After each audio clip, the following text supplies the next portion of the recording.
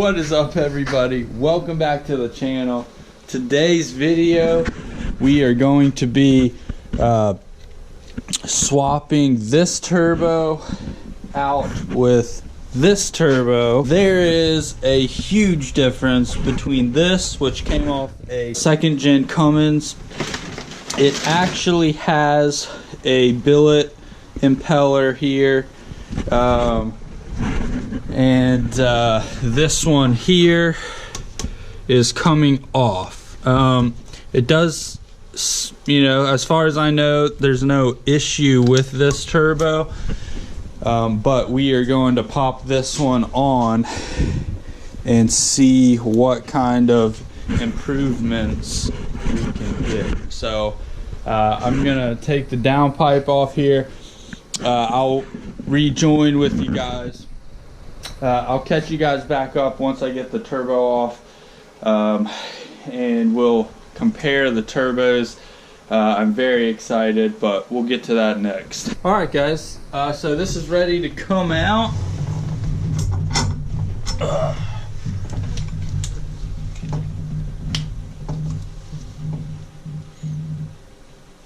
Looks good. No immediate issues. Doesn't look like we were burning oil or anything, so this turbo looks good. Let's set them side by side.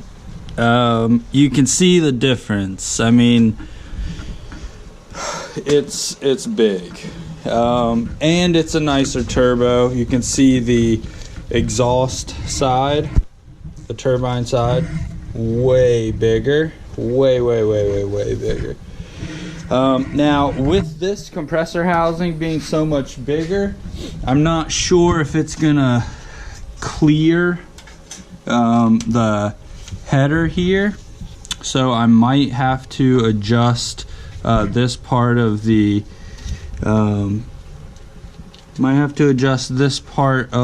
header, but we will see. I'm gonna try just a quick mock-up.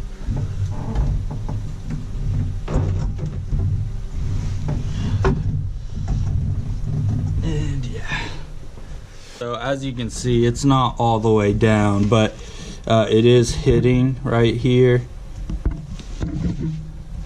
I will have to adjust it a little bit. As you can see, you know, we've still got quite a bit. I think the turbine will fit, clear everything, but definitely the compressor housing won't. So I have got to figure something out. Yeah, so a couple options I could do. I could put a spacer here to bring it up. So what I mean by up is space it out to where it came up like here, and that would clear. That's probably what I will end up doing, because that will be the easiest fix. You know, just bringing a spacer up, you know, 2 inches or so. Got the V-band clamp here as well. So I'll have to figure something out, because that's obviously gonna be sticking out of the roof, out of the hood, if I do that. So we've got a little work to do. So I'm gonna figure out how I want to set this up. Is welding it right here shut, and then taking this off, and then I'll be able to rotate this down, so this is not sticking out of the hood. So that's probably the route I'm gonna go.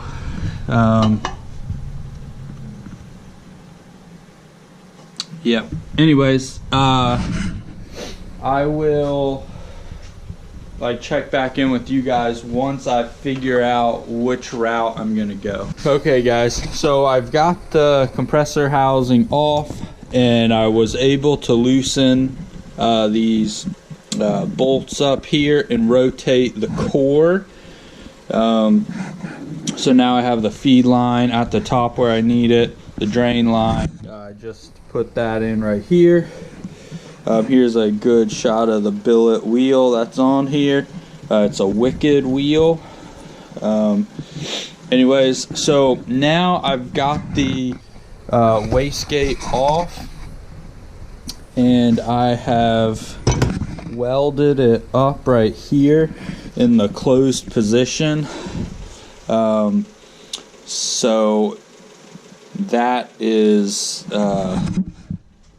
that. Got all that set up. So now that is ready. Now I'll be able to rotate this housing any way I want it. Something, you know, more down like that. So I'm not you know, coming out of the hood again, but it should fit in. I also need to put this feed line in here. Just screws right in like that. And I think I'm gonna run with the same feed line. I will need to fix some things with the return and drain line. So that is something that will come up. But I've got dinner plans tonight, so I'm gonna wrap it up for today's portion. And yeah, things are getting very close with this. And I'm not sure what I'm gonna be doing with the exhaust yet. I was contemplating doing a hood stack out here, but I'll probably just end up running it back to the bed stack instead, since I already have it in. But we'll figure that all out. But that's gonna wrap it up for today. I'll catch you back next time. Alright, so it's the next evening. I've got the front grill off, super easy. You have to take this off and then you can take off this bracing. This is where we've got the turbo here. We did get the drain all plumbed in as far as that and sealed off. So I did order a extension. It'll bring the turbo up about this far. So I'm hoping it's not too far, but if it is, that'll be an easy fix. But so far that will be the case. It might even be kind of cool because it will bring the turbo up. We may get a little compressor housing you know, sticking out of the hood potentially. Now that would be cool, but we'll see how it all fits. But either way you do this, I mean, it's gonna be sick. I cannot wait. I got some mixed feelings about changing up setups when this turbo was doing so well, but in the long run, I think this will be far superior, and it's just huge. So don't want to lose that. Anyways, sorry to ramble on like this, but just kind of giving you a heads up on what we're going to be doing. As of now, the next step, taking this off. I'll see you guys in a bit. Just finished doing some welding here, and I think I've got my intercooler mounted up where I want it. We brought it up quite a bit. I cut some of this bracing out just to give me plenty of room. Over here I've got a little circle cut out to where that is where I'm gonna cut that out, and that is where the new intercooler piping will go instead of under here. And this is sitting on a piece of boxed piping here, square piping, and we will figure out a way to attach it. It's not going anywhere, but now it's up higher where this grill goes. Now the intercooler is pretty much all the way up where it should be. I did like kind of grind this out just a little bit, but the 90 will come right out and go straight up there. So I'm gonna pull the intercooler out. Alright, so the intercooler's out. I built this little platform which it welded on, and it just makes it sit on that nice and level, and then we'll somehow attach it up here later on. But once we get the intercooler piping in, it's not really gonna matter, and then this piece will actually sandwich it in.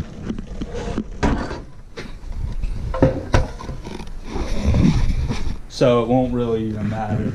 But look at this. This is the piping that came out. Super small. So, I mean,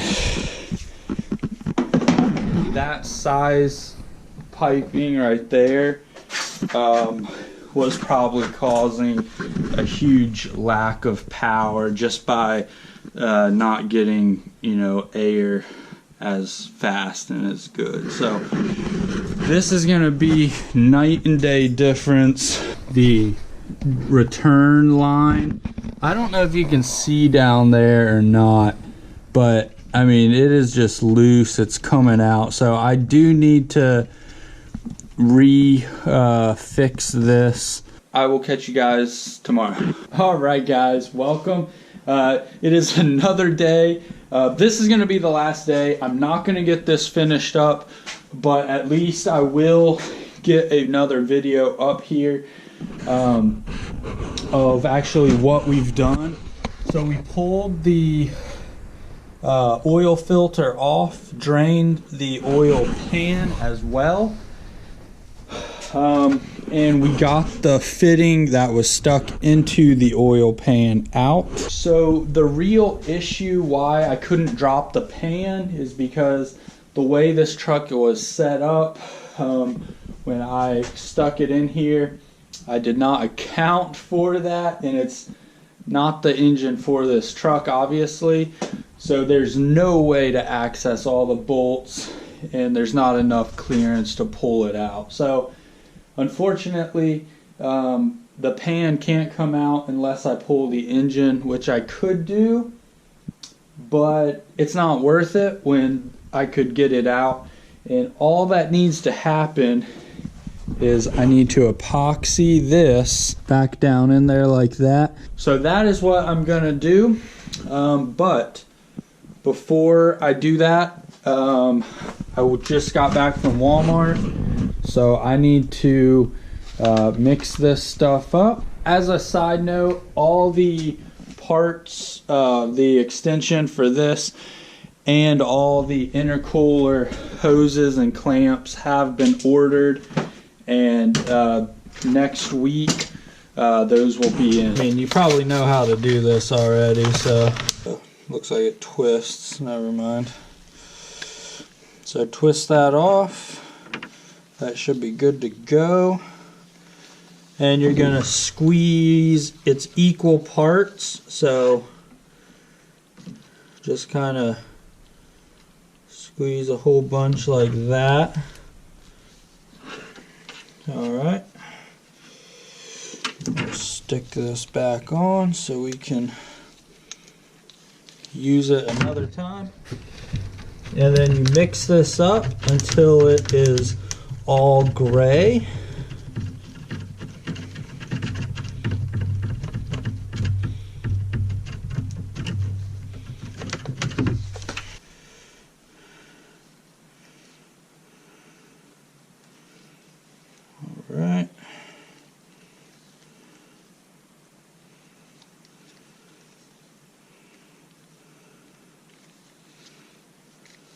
Now I'm going to, I don't know, you probably can't see.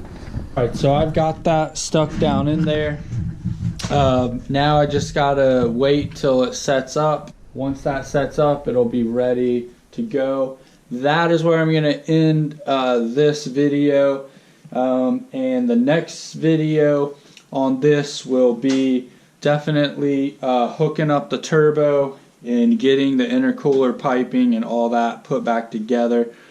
Hopefully it'll be in one video and I'll get everything back together and you'll be able to see this truck drive out of here. So anyways, thanks for watching and peace out.